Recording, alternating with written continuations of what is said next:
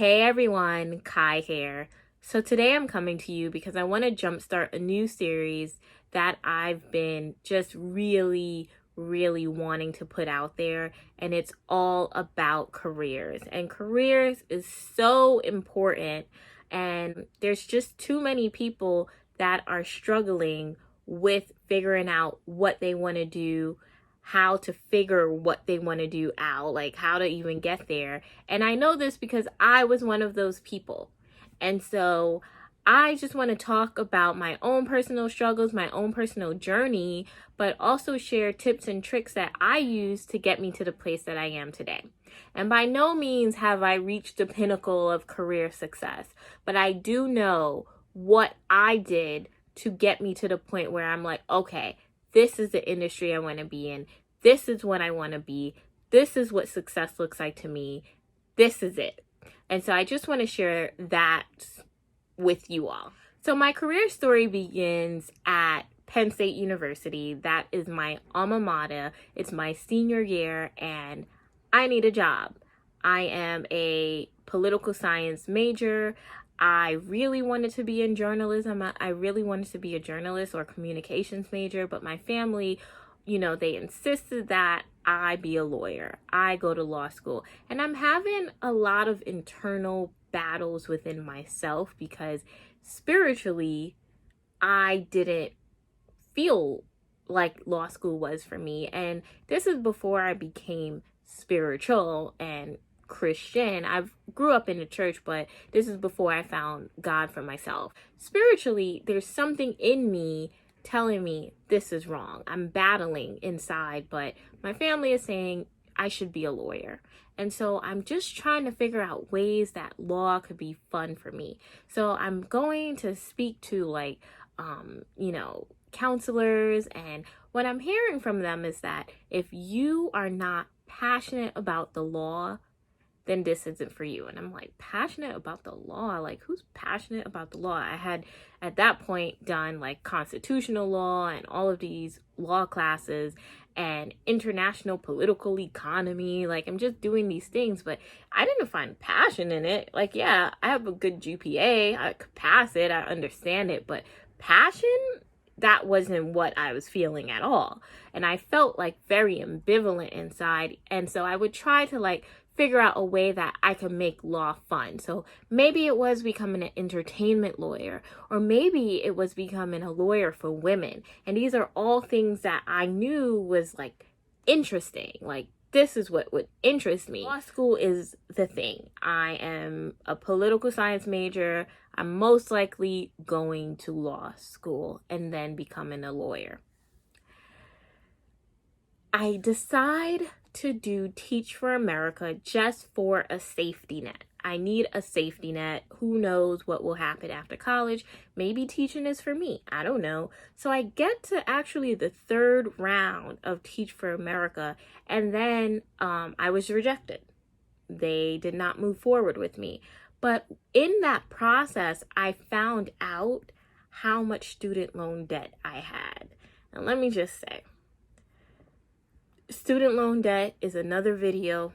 I don't even know if I'm ready to be that transparent, but there was a lot of mistakes that I made as an 18-year-old, not taking ownership of my situation. And, my mom she kind of took reign over it, but it's me, it was my situation. I'm the one paying it back. And so I should have been a little bit more invested in that situation. But at the end of the day, we didn't have it. My family is not rich. We're hood rich, but we ain't rich. And we ain't college, pay off your tuition rich. So I knew I was going to college. Did I necessarily have to go to a college that I couldn't afford? No. I could have went to a CUNY, but I really wanted to go out of state. And I don't really regret it, especially because as I develop in my career, it's getting more manageable, but I kind of do. I'll be real with y'all. I kind of do. But that's besides the point. What that showed me, that moment, first of all, I almost collapsed. I almost dropped in my chair. I almost fainted when I saw those digits. I never seen so much money in my life. And I was being told I owed that much. And not only that, I had private loans and state public loans. I don't wish that on my worst enemy, but again, that's another story. But that burden was on me. So senior year, I'm supposed to be like other kids, excited to finally graduate, and I was not. I was terrified. I didn't know what I had gotten myself into financially, and I didn't really know what my future held. I did not have that kind of money. So I start my summer after graduation. I remember before I started my first job, I had 32 cents in my bank account. But what I decided to do was I was going to live my life. I was going to, what I called it, let go and let God. So I was completely giving him my situation. I was not going to worry about it. I was not going to worry about student loans. I was just going to use the summer to follow my passions and figure out what the heck I was going to do. And what I decided was it wasn't smart to just not do anything. So I filled up the gap of that summer with, passive volunteering. So I volunteered at the Catholic Charities, and I did like administrative work for them. And at the end of the summer, they offered me a job. The job would pay me $26,000 a year. And I remember I was so excited, and I came to my mom and I'm like, yeah, Mom, I got a job. And she was like, Katie, $26,000 is nothing. Like, no, just wait, just be patient. And I'm like, but Mom, it's a job. I don't have anything. I was literally working for free. I was asking my family to help me with a Metro card just so I can work there 3 times a week, so it wouldn't be a gap in my resume, because I didn't know what the future held. But I knew that I would use the time to just follow passions, and I did. I went natural that summer. I started exploring my new gentrified Brooklyn neighborhood. I started a earrings business. They're like furry earrings were in around that time. So I did an earrings business. And I just tried to, I used to go to the fashion district. I thought maybe I would want to do fashion. So I just tried like tapping into passions. Like, what do I like to do? I'm creative. So how can I be more creative? So I get this, job offer at Catholic Charities. My mom tells me to be patient. She actually knew a friend of hers was looking for a receptionist to work on Wall Street. It wasn't Wall Street, it was Fulton Street, but in a financial Wall Street type setting, and to be the receptionist. And they would offer me $10K more. So this opportunity, I was like, yes, I'm gonna take it. Yes. I got my first job. I'm making $36,000. That is not a lot of money, especially when you owe the type of money that I do. It's not a lot of money, but look, beggars can't be choosers. I'm grateful. I have a job. I'll probably be able to pay my student loans. And that was pretty much my biggest thing. And that's it's really sad for a 22-year-old to kind of just to settle. And I use that word very lightly, because this opportunity, as I go on, you will see, it was not a means of, it wasn't settling at all. I am working. I have a job. And I'll never forget the first day I had on my cute Zara outfit, and I'm looking all professional, and this is my first job, and I'm a receptionist. And within a month, I got promoted to administrative assistant, and that was not by my merit. I'm not going to sit here and say I was so great. It was something that I probably shouldn't. It was another reason why. Let's just keep it at that. Why I was promoted to administrative assistant, and that was great.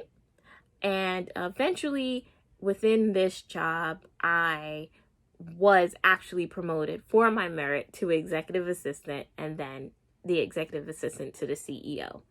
And so the job was my foundation. It was kind of like my college part 2, because the professional world is another beast, and college does not do well with preparing you for the real world. It does not at all. It doesn't teach you half the skills that you need to survive in a professional environment. And so I struggled. I didn't know basic things. I was messing up. I didn't know basic stuff. Like, I didn't even double check my work. It was bad. And I struggled. I struggled a lot. It was like a lot of things that I was just messing up. Like, when you are in that corporate environment, you have to be extra careful with the things that you do. So I remember the first mistake I made was probably a month in, and the building sent a notice of Columbus Day. And the building's notice was wrong, but I assumed since the building sent it, of course it has to be right. So the date was wrong. So say Columbus Day was October 10th, the building said Columbus Day was October 11th. So I drafted an email for my boss to send to the whole company, and the date was wrong. So those little things I would get like reprimanded for. And look, you're supposed to double check, and I didn't know. The building said it was October 10th, then it's October 10th. I struggled. My first couple of years in this role, I struggled because I wasn't used to it. I was not prepared for the real world by any means at all.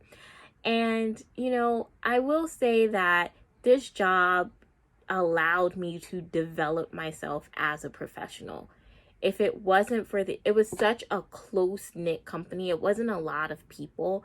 It was a big company. It was a global company, but within my office, it was like 30 people. So I got to know these people. I was the girl they were given a chance to, and it was really interesting how, the mistakes that I made, even though I used to get in trouble, it made me better. It made me stronger.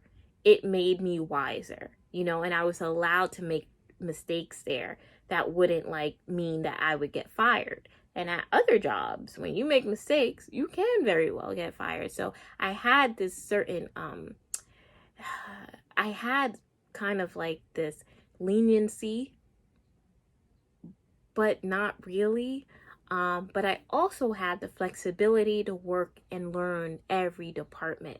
So I would eventually, as I moved up, I would help out in every department. I helped out in legal, I helped out in marketing, I helped out with finance, I helped out with sales. Like, I was using Salesforce. I was developing skills, WebExes. I was learning how to do WebExes. I was learning how to do town halls for the CEO eventually. I was learning how to project manage.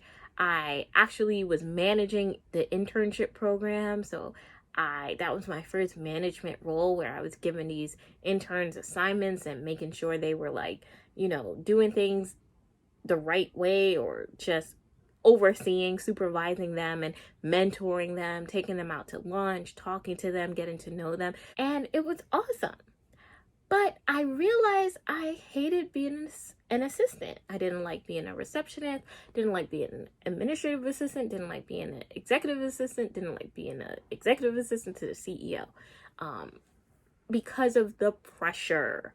Well, I just didn't like it. I didn't like it. I didn't like the idea of being like a servant to someone.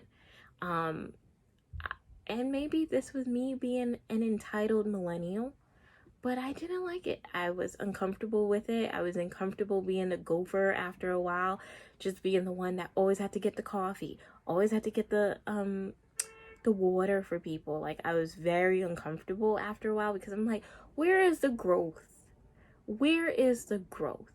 And I remember one time when some mess happened and I had to go under the sink to get like Windex or something to clean up the mess. So I'm on my knees having to clean up everything after everyone.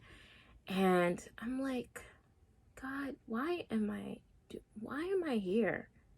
Why am I doing this? Why do I got a degree, and I could get another one when you show me what I need to get that other degree in, but why do you have me cleaning up after people? Like, why is this my reality?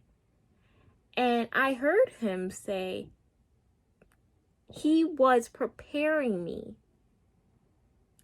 through my service to others to be a leader. And it didn't make sense to me at that time, but it would make sense to me later on. And so I had to humble myself. I had to humble myself because, I was being prepared. He was teaching me leadership through my subservience. Y'all, there's a part 2.